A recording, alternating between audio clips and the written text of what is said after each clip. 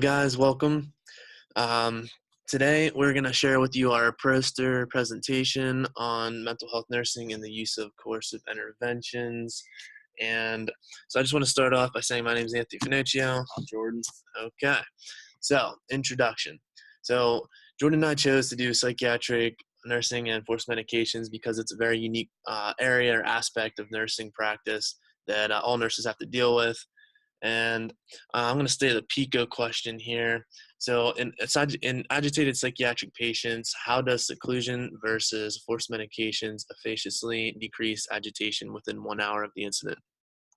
So the whole purpose is basically to tie in our research to nursing practice and the best methods for nurses to use if they're confronted with this situation. So material-wise, we just pretty much got our research through PSU libraries and Google Scholar. Basically, we had retrospective analyses that were on there, quantitative and qualitative data included.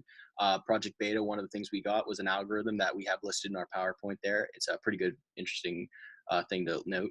And also some introspective studies from the staff of these patients too. Okay, so objectives. Obviously, our objective is to figure out or decipher the PICO question and figure out how that best relates to nursing. So we want to know in best case scenario, obviously we want to relate our research to safety. Patient safety always comes first. And we want to know also for nurses, what's the best thing for nurses to do? Result-wise, Project Bay is the first thing we actually studied, and basically that's this group that helps with agitated patients, and they suggest, obviously this kind of goes along with the nursing thing, decrease escalation first is the first measure, least restrictive.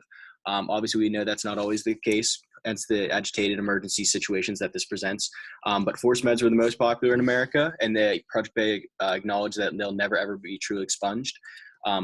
It was also the most preferred by the patients in the retrospective studies, as long as it's done right and purposeful. And also that seclusion had tendency to have longer hospitalization and voluntary stays. Staff had no problem with these interventions in the introspectives, as long as it was done with respect and dignity. And also in this, we found an intervention noted that called 6 core strategies. And this was an intervention that wasn't previously acknowledged by us, but it was ended up, from what we read, as a decent intervention to decrease these agitation in these patients. So in conclusion, forced medications are preferred over seclusion therapy for our patients. Coercive measures should be least restrictive to the patient. As anything we learned in nursing, you always start least restrictive and then progress further from there. Patients and staff both agree that involuntary actions are necessary. Seclusion averages longer stays versus forced medications, and overall further research is needed to determine the most effective method. So thank you.